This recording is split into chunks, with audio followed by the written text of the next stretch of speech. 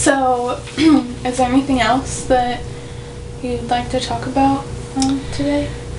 Well, I haven't really been getting enough to eat. Most of what I do get, I have to give to Howard. So I've been having a hard time, taking care of everything that I'm trying to do because I just don't feel energized. Okay. I give you that paperwork for some emergency food stamps to fill out last session. I filled it out and I turned it in, but nothing's happened. I don't really know if I need to do anything else, but... Well, I will have to look into that for you.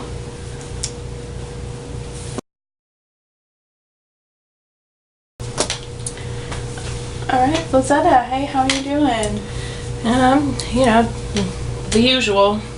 How's little Howard doing? Yeah, he's doing alright. Trying to get him enough food and keep him warm in this horrid weather. Yeah, it's been pretty... Have you been getting into shelters okay the past Yeah, it's alright. Like, sometimes it's kind of harder to really find a place to stay, but there are places out there I stay in sometimes. And every once in a while I'll sleep in the park, but hey. If it ever gets too cold or whatever, call me up and I'll make sure you can get into a shelter, especially since you have a little one. So. Okay. So, we talked about last session, the food stamps. Speaking of food, can I have some candy? Oh yeah, sure.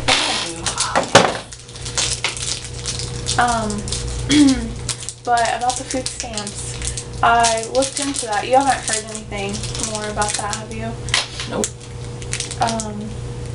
Well, I talked to some of my colleagues and researched some of the law a little bit, and I found that for some reason on the books, emergency food stamps can only be given to people who can have an address to put down on the paperwork, and they get lost in the...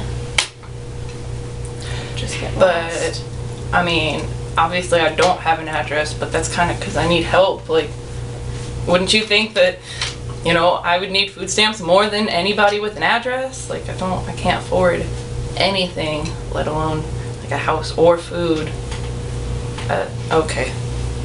Yeah, I know, I'm just as infuriated as you are about that.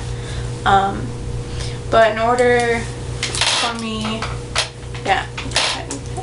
for me to change this, in order for us to get you what you need, I'm gonna have to arrange some meetings to talk to some lawmakers and such, and I was wondering if you'd be willing to help me out by coming to those meetings. Yeah, I mean, anything that'll help get Howard some food and stuff. Do anything for my baby. So cute. But I'll have to keep in touch. Are there any shelters that you frequent more regularly?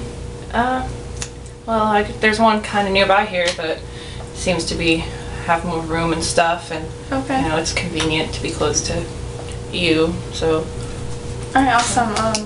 But once I get those meetings arranged, I'll let you know. And anyone, I have a couple other clients who actually are having the same problem getting the emergency food stamps also. So I want to talk to them and see if they'd be willing, just to let the policymakers know that there are people that are actually affected by this. So talk to anyone, like your friends and stuff, that are having the same issues as you. Just let them know to keep an ear out for when these meetings. I'll make sure to post them up too in the shelters and stuff. But okay. Yeah, hopefully we get this changed. Is there anything else that I could be do to help? Or, I mean, I've got a lot of time on my hands. Yeah. other than taking care of the baby. Yeah, just stay warm for me and make sure you can get enough to eat and everything, and I'll do my best to to help change this for you and our other clients here, our other people here. So our next session will be in a couple weeks. I'll give you a date here so that you remember when exactly it is.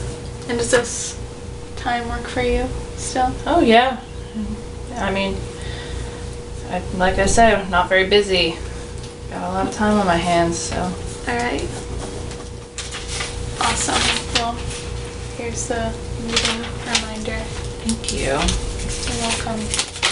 Thank you so much for all you've done to help me. I mean, it just means a lot to know that there's someone out here who cares for me, because, you know, you get turned down by a lot of people because everyone assumes just by looking at me that I am not worth their time. So it really does mean a lot that you're here for me and trying to help me in ways other people haven't. Thank you so much for saying that. I really appreciate it. I appreciate you. I value you as a person. Lizetta and baby Howard. Alright, thank you. I'll see you in a couple of weeks, okay? Yep. See you. Hi, this is Tisha Grimmy calling from New Beginnings Center, and I was wondering if Lizetta Stone was currently at your shelter. Oh, hold on, dearie. Let me check my files. Stone. Lizetta. Yes, there's a Lizetta Stone here. Let me go fetch her. Alright, thank you.